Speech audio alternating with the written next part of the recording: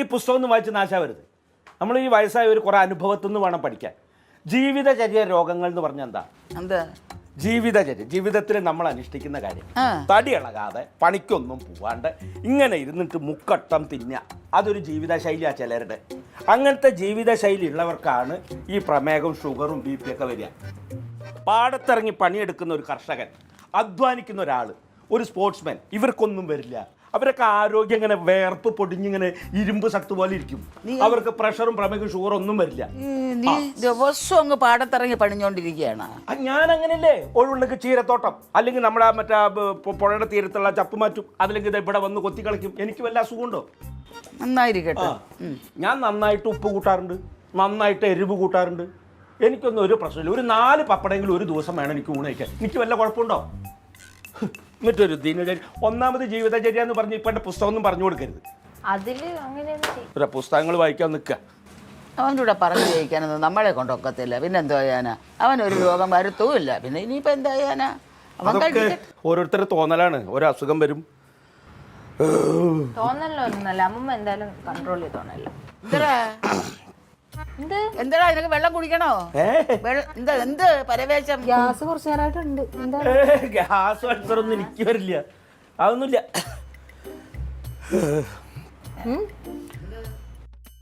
എന്താ വെള്ളം വേണോ? ഇത്തിരി വെള്ളം എടുത്താ.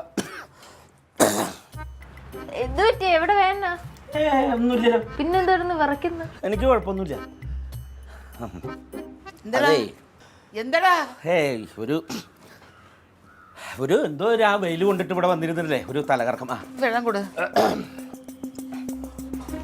ദൈവമേ, കൈയൊക്കെ വിറയ്ക്കുന്നുണ്ടല്ലോ. ക്ഷീണം. അത് ഒരുപാട് നേരം വെയിലത്തിരുന്ന് കൊത്തി കളഞ്ഞിട്ട്. അല്ല, എനിക്ക് കുഴപ്പമൊന്നുമില്ല. ഞാനൊന്നേ കുറച്ചേരം കടന്നിട്ടേ ഒന്നും വേണ്ട. കുറച്ചേരം ഒന്നുമില്ല. അയ്യോ, ആശുപത്രി പോണം. അല്ല, ആശുപത്രിയിലൊന്നും എപ്പോഴും മണ്ണ് ഇറങ്ങി ചെയ്യണേല. അപ്പൊ പിന്നെ ഒരു മണ്ണിൽ പണിയെടുക്കുന്ന ആളാ. എനിക്കൊന്നും വരില്ല. നിങ്ങൾ പോയി ഭക്ഷണം കഴിച്ചോ, എനിക്കൊന്നും കുഴപ്പമില്ല. പിന്നല്ലാതെ ചേച്ചി,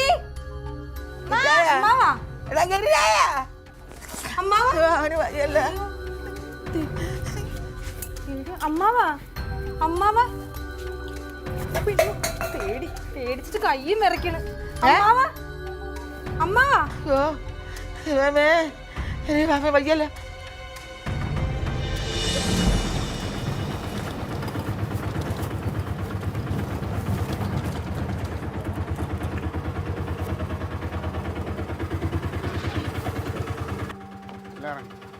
മെല്ലെ ഇറങ്ങി അമ്മാവ. വെള്ളം വെക്കണ്ട, കുഴപ്പമൊന്നും. എന്തായി? അവിടെ ഇരിക്കട്ടെ.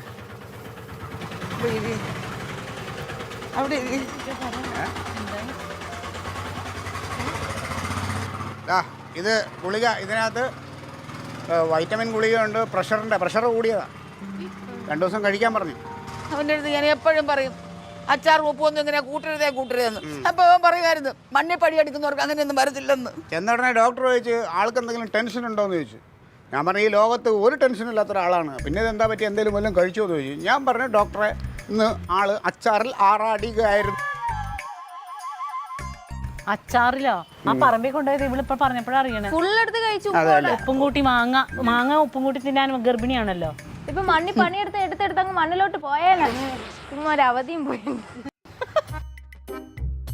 ദൈവമേ, എന്നാ ഇച്ചിരി അച്ചാറും കൂട്ടി ഇച്ചിരി കഞ്ഞി എടുത്താലോ?